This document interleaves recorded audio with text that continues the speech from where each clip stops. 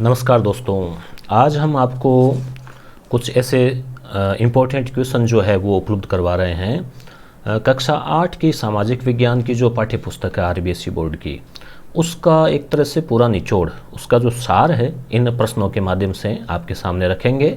आपका टेस्ट भी होगा, मूल्यांकन भी होगा, और जो है आप इन प्रश्नों के स्तर के साथ अपनी तैयारी का जो स्तर है, मूल्यांकन है, वो भी जाँच पाएंगे। तो शुरू करते हैं। आप कमेंट में जो है वो उत्तर देते जाएं। यहाँ लिख रखा है रीट 2021 के लिए सामाजिक विज्ञान कक्षा 8 की जो पाठ्य पुस्तक है उसका एक तरह से ये पूरा निचोड़ है। यस गुरु ऐप पर टेस्ट सीरीज परीक्षा तक, जो आपको पता होगा, जो 25 से लेकर 30 टेस्ट का रीट का जो फॉर्मेट है, उसी में से एक पेपर ये आपके लिए यहाँ रखा गया है, ताकि आप प्रश्नों की प्रकृति, उनकी कठिनाई का स्तर और उनका जो प्रश्नों के आने का जो तरीका है और आपने जो पाठ पढ़ा है उसके मूल्यांकन का स्तर, वो आप सब समझ सको। तो पहला प्रश्न है, थार का मरुस्थल राजस्थान से संबंधित कौन सा कथन सही नहीं है? आप चारों कथनों को पढ़ लीजिए और अपने उत्तर को कमेंट कीजिए।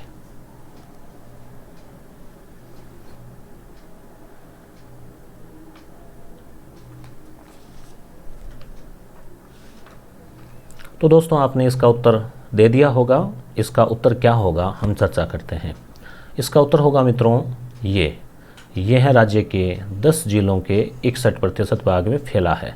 तो ये सही नहीं है, सही नहीं है। मतलब 10 की जगह क्या हो जाएगा, अगर यहाँ 12 जिले होता तो ये पूरा प्रश्न जो है, चारों फैक्ट, इसका ढाल पश्चिम में पाकिस्तान की ओर है, ये भी आप खास याद रखें।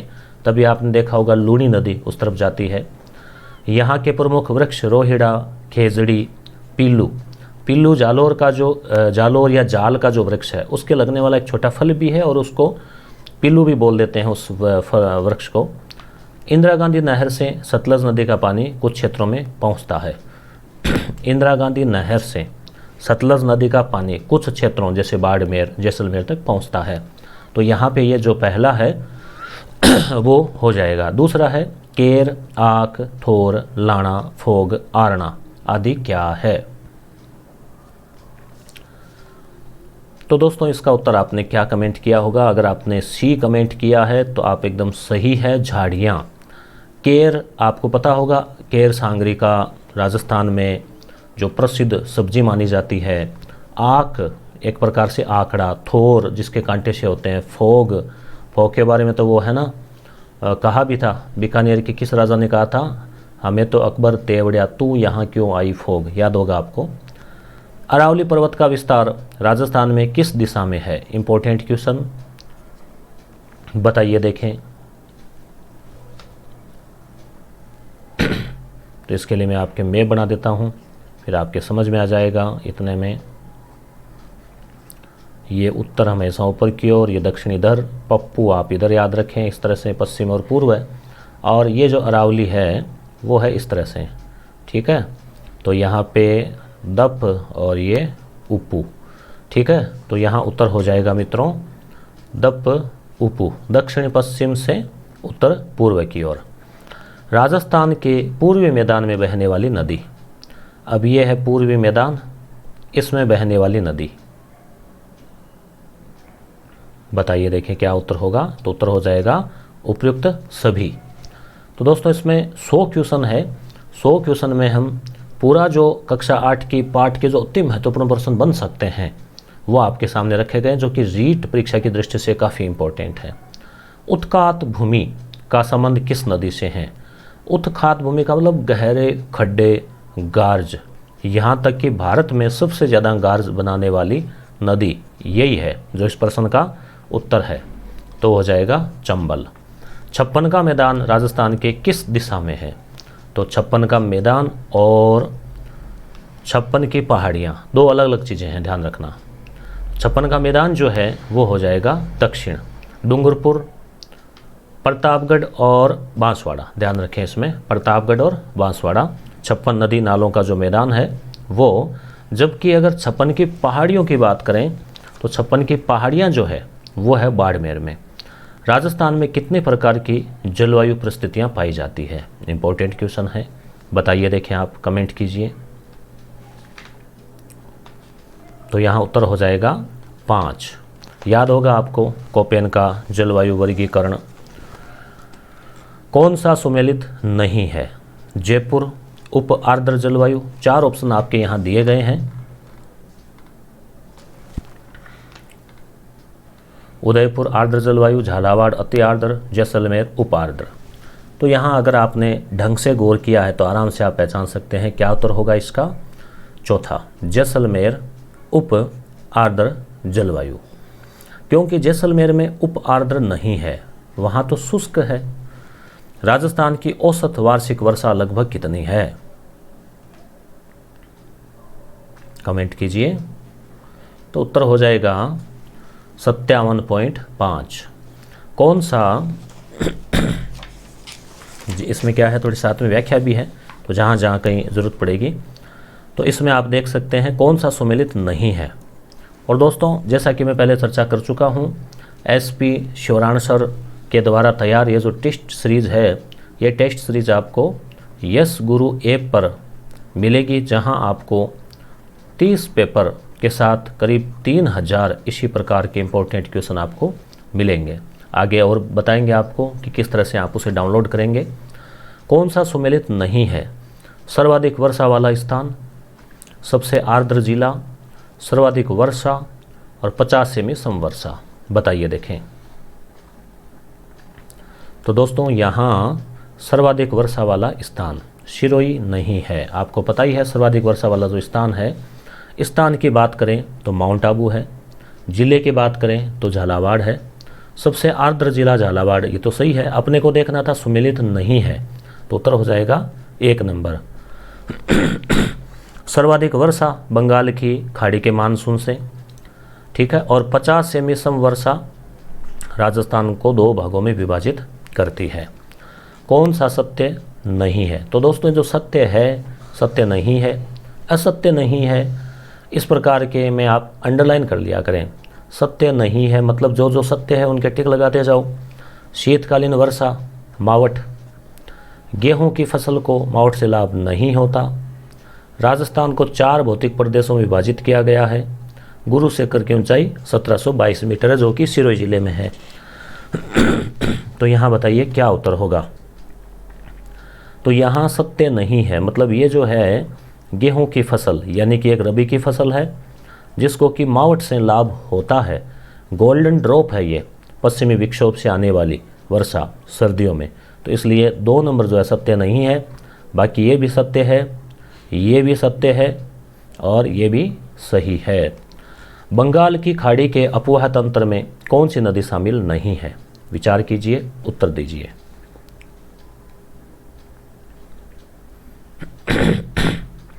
बंगाल की खाड़ी का अपवाह तंत्र आपको याद होगा। अगर राजस्थान के मैप की बात करें हम, तो बंगाल की खाड़ी वाला, तो इसमें पश्चिमी बनास जो है वो शामिल। देखो, चंबल के सहायक बनास भी है, पार्वती भी है, ये सब यमुना में मिलके गंगा जाती है बंगाल की खाड़ी में, तो पश्चिमी बनास नहीं होगा। आंतरिक अपवाह तंत्र में कौन सी नदी शामिल नहीं है? आंतरिक अपवाह तंत्र वाली नदियाँ जो कि रेगिस्तान में ही लुप्त हो जाती है। बताइए। तो दोस्तों, इसमें उत्तर हो जाएगा लूनी। लूनी या लूनी अजमेर के नागपाड़ से निकलती है और कच्छ के रण में जाकर गिरती है। चंबल की सहायक नदी में कौन सी नदी शामिल नहीं है? तो बताइए, देखें। तो कलीरकट है।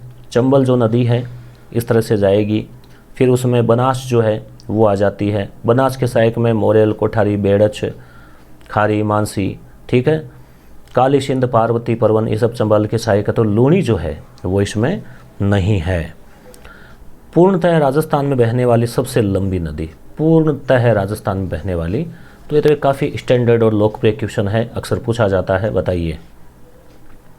तो मित्रों, उत्तर हो जाएगा इसका बनास। राजस्थान में चंबल वैसे लंबी नदी है मगर राजस्थान में बहाव कम है। चंबल का राजस्थान में बहाव ज़्यादा है। माफ़ी चाहूँगा, चंबल का कम है क्योंकि वो MP और गुजरात में रह गई, राजस्थान में कुछ कमी है। बनास जो है एमपी और गुजरात नहीं, एमपी, राजस्थान और यूपी। बनास जो है ये पूरी तरह से राजस्थान में ही बहती है और 6 जिलों में से बहती है।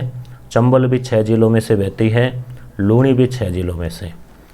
भरतपुर में घना पक्षी उद्यान में भूमिगत होकर कौन सी नदी का पानी नम भूमि, वो रामसर जो वेटलैंड है ना, वो का निर्माण करता है। तो ये नदियों से जुड़े हुए कुछ क्वेश्चन है, क्योंकि नदी वाला जो पार्ट है उसमें से क्वेश्चन तैयार किए गए हैं। तो घना पक्षी विहार से जाने वाली एक ही नदी है बाणगंगा। अगला, कौन सा सही विकल्प नहीं है? अब यहाँ देखिए आप 4 ऑप्शन आपको दिए गए हैं, तो यहाँ चारों ही ऑप्शनों में आपको एक क्वेश्चन नहीं बल्कि 4 क्वेश्चन, ये आपको 4 जो फैक्ट है, 4 से अधिक फैक्ट आपके तैयार होते हैं। कौन सा विकल्प सही नहीं है? चारों को पढ़िए और उत्तर दीजिए।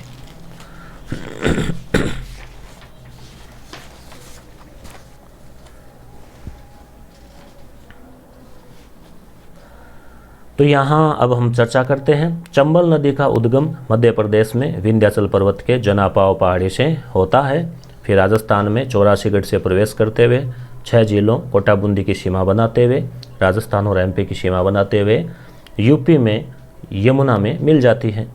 बनास का उद्गम पाली जिले में खमनौर। बनास का उद्गम तो खमनौर है, मगर यहाँ जिला पाली नहीं होगा, ठीक है, यहाँ जिला हो जाएगा राजसमंद, ठीक है, राजसमंद जो है इसमें आ जाएगा। माही का उद्गम मध्य प्रदेश में विंध्याचल पर्वत में अमरोरू स्थल से होता है। बाणगंगा का उद्गम जयपुर जिले में अरावली की बैराट पहाड़ी से होता है। सरदार सरोवर परियोजना से लाभान्वित जिले कौन से हैं? इंपॉर्टेंट क्वेश्चन है। सरदार सरोवर परियोजना आपको पता होना चाहिए कौन से राज्य में संचालित है, तो उससे आप अनुमान लगा सकते हैं।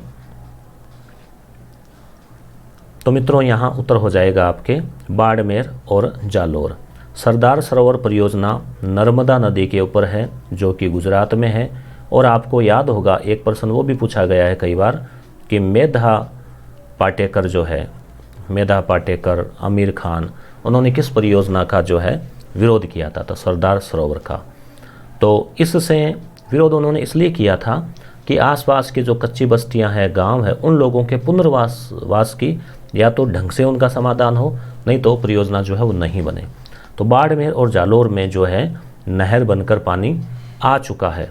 कौन सा सुमेलित नहीं है? तो यहाँ आपके 4 दिए गए हैं ऑप्शन, परियोजनाएं हैं, मिलान कीजिए। तो दोस्तों इसी प्रकार से कक्षा 6 का पेपर, कक्षा 7 का पेपर, कक्षा 8 का पेपर, कक्षा 9 का पेपर और कक्षा 10 का पेपर, 5 पेपर इसी प्रकार के कठिनाई का स्तर जैसे जैसे कक्षा बढ़ेगी बढ़ता जाएगा। 5 पेपर ये, फिर 6, 7, 8 का एक पेपर, 9 और 10 का एक पेपर, फिर 6 से 10 तक का एक पेपर। तो इस प्रकार से 5, 6, 7 और एक 8 पेपर तो आपको ये, बाकी मनोविज्ञान के, हिंदी के और अंग्रेजी या संस्कृत भाषा के, विज्ञान वालों के लिए विज्ञान और गणित के, और शिक्षा मनोविज्ञान के unit 1, unit 2, unit 3, unit 4, unit 5, इस प्रकार से एक निश्चित टाइम टेबल बनाकर और जो है टेस्ट लिए जा रहे हैं ऑनलाइन यस गुरु ऐप पर। तो आप प्ले स्टोर से यस गुरु जो ऐप है वो लोड कर ले, मात्र 3 MB का है।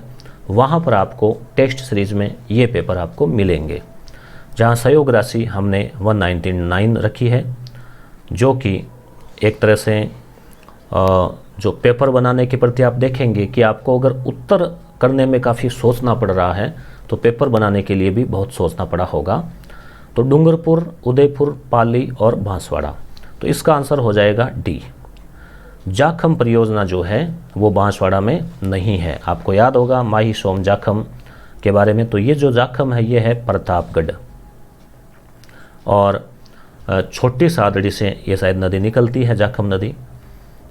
डूंगरपुर में सोमकमलांबा है, उदयपुर में मानसी वाकल है, पाली में जवाई परियोजना है।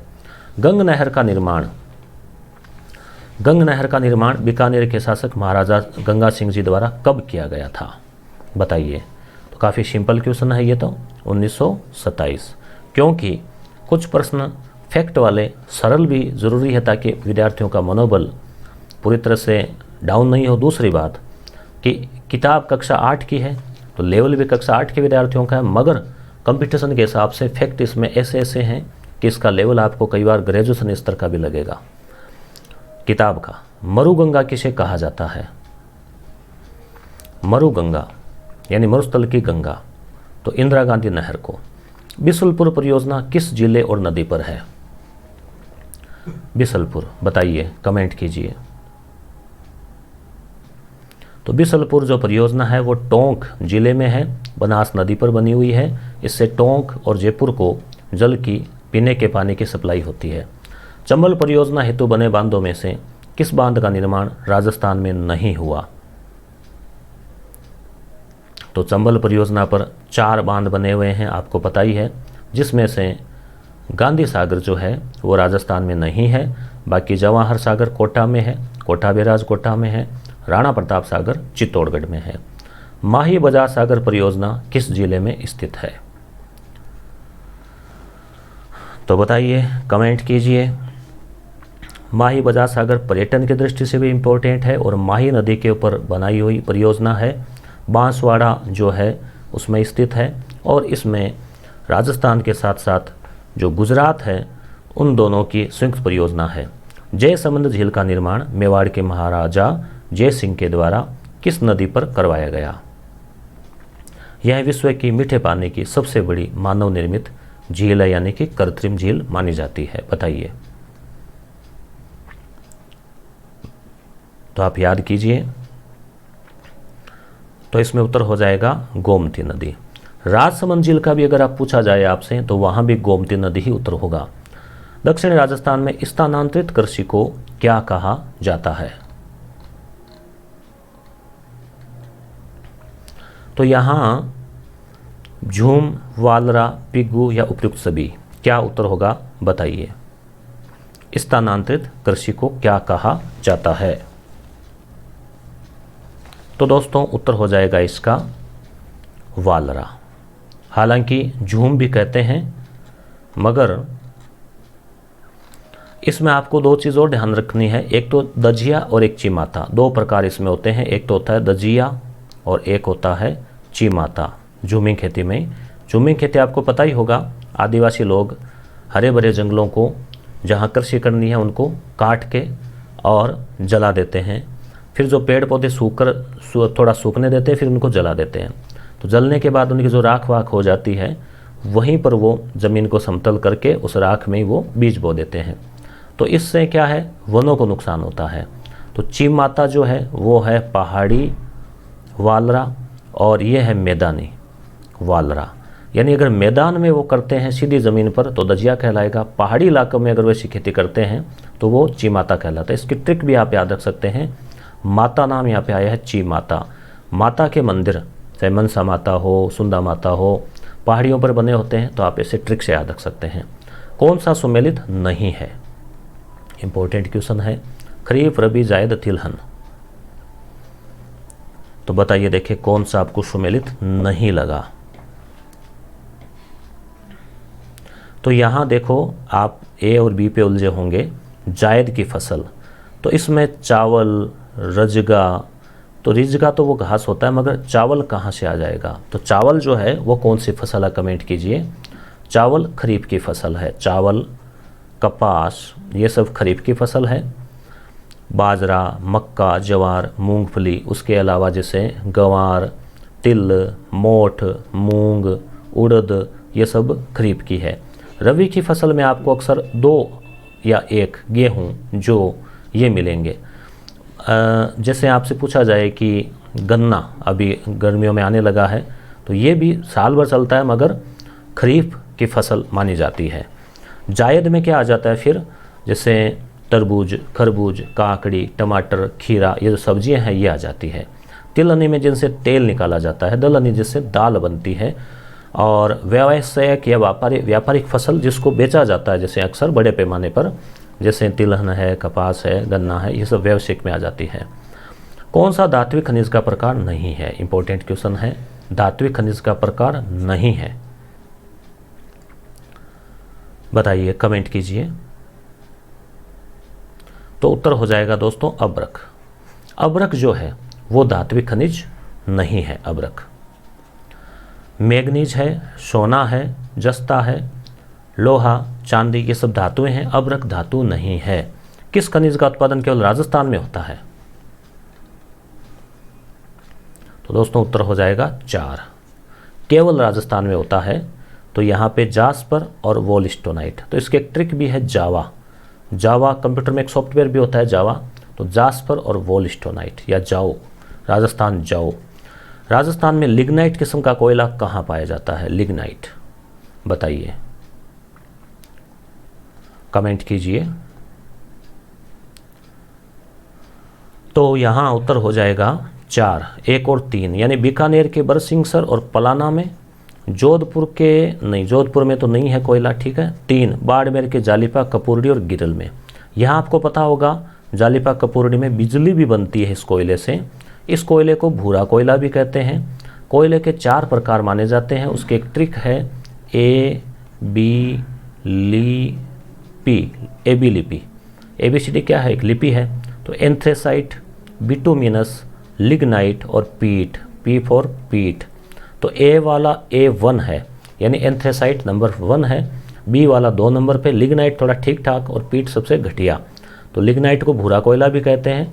और ये भारत में जैसे इसकी जो खाने हैं वो कर्नाटक में भी है। इसकी खाने कर्नाटक में जो है वहाँ भी बिजली बनती है, नेवेली, ठीक है। राजस्थान में प्राकृतिक गैस का खनन प्रमुख रूप से किस जिले में होता है? तो गैस और तेल, 2 चीज़ें अपने यहाँ राजस्थान में बड़ी मात्रा में पेट्रोल और गैस पाई गई है। तो बताइए आप। तो यहाँ उत्तर हो जाएगा मित्रों जैसलमेर। जेस गैस, ट्रिक याद रखें, जेस गैस। जैसलमेर में घोटारू है, तन्नोट है, सादे वाला, डांडे वाला।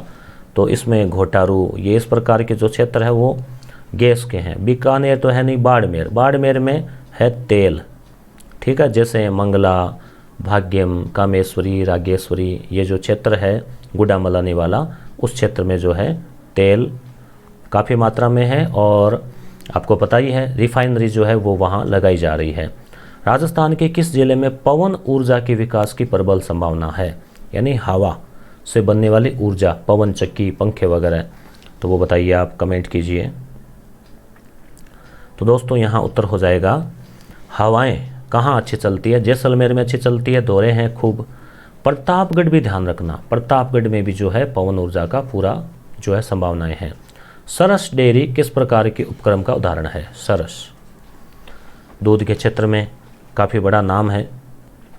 तो सरस जो है वो है सहकारी। देखो, सार्वजनिक का मतलब होता है पब्लिक यानी कि सरकारी, निजी यानी खुद का, सहकारी मतलब मिला जुला, जिसमें कुछ हिस्सा सरकार का होता है बाकी पब्लिक का होता है। सरकार उसमें सब्सिडी देती है। कौन सा सुमेलित नहीं है? तो दोस्तों क्वेश्चन कैसे लग रहे हैं? अच्छे लग रहे हैं तो वीडियो को लाइक करके आप बता सकते हैं। लाइक का बटन दबा दीजिए ताकि पता चले कि आप लोगों को जो क्वेश्चन अच्छे लगे और क्वेश्चन आपके तैयार भी हो रहे हैं। धौलपुर, जैसलमेर, कोटा, बांसवाड़ा, खनिज की दृष्टि से बताइए कौन सा सुमेलित नहीं है? तो यहाँ उत्तर हो जाएगा बांसवाड़ा।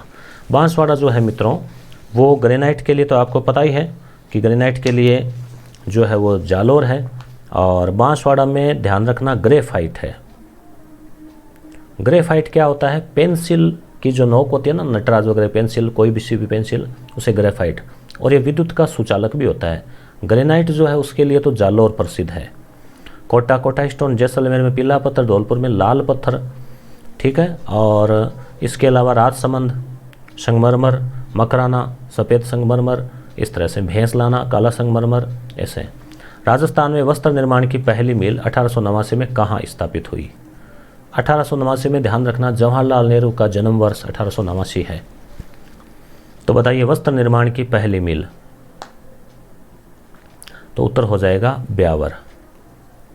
राजस्थान राज्य का पहला सीमेंट कारखाना कब व कहाँ खोला गया? सीमेंट कारखाना।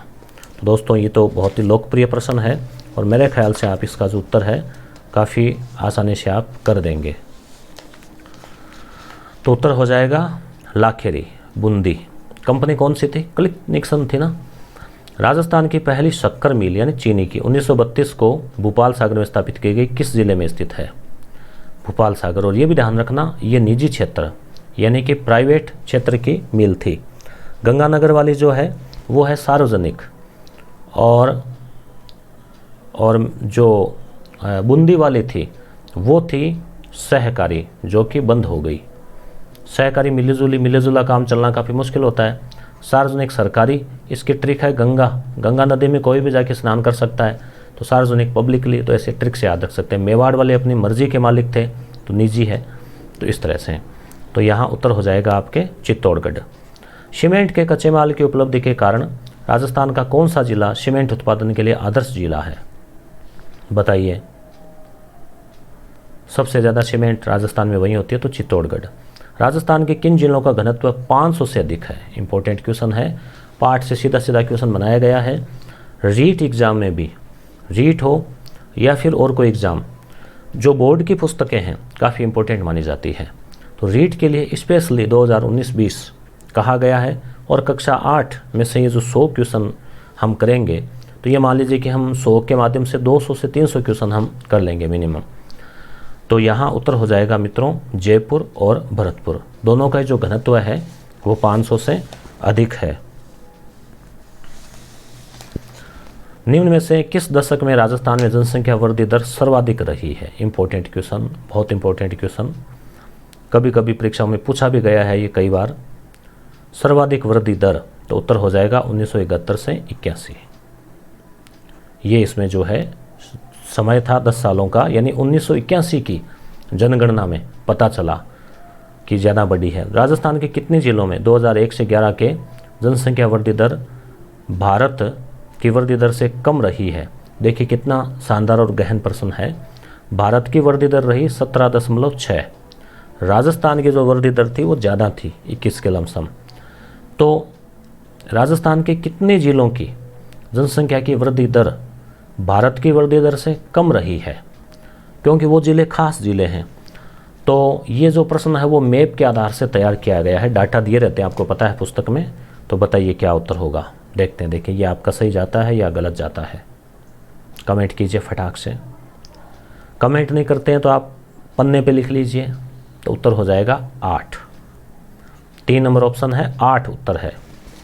और दोस्तों ये आप इस तरह से लिखते हैं ना, कई बार जैसे उत्तर होता है 4 और ऑप्शन दिया रहता है 3 में, तो हम क्या करते थे वहाँ 4 भर जाते हैं भूल से, ओमार में जैसे आता है ना कि उत्तर 4 और ऑप्शन नंबर वो होता है 3 पे, तो हम ओमार में क्या कर देते हैं भूल से गोला काला कर देते हैं 4 नंबर वाला। तो ऐसी गलतियाँ आपको नहीं करनी है। इसके लिए आप एक ओएमआर जो है ना उसका प्रिंट निकाल के रखें 20-25 कॉपी।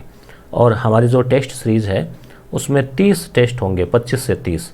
तो आप अगर 30 बार प्रैक्टिस करेंगे तो निश्चित रूप से गलती 1 बार होगी, 2 बार होगी, 5 बार होगी, मगर 30 बार नहीं होगी, और फिर वो गलतियों की आदत जो छूट जाएगी। राजस्थान के लिंगानुपात एवं राजस्थान के बाल लिंगानुपात में अंतर कितना है? राजस्थान का लिंगानुपात याद होना चाहिए और बाल लिंगानुपात आपको याद होना चाहिए, तब आप जो अंतर को निकाल पाएंगे। निकाल लीजिए, सोचिए।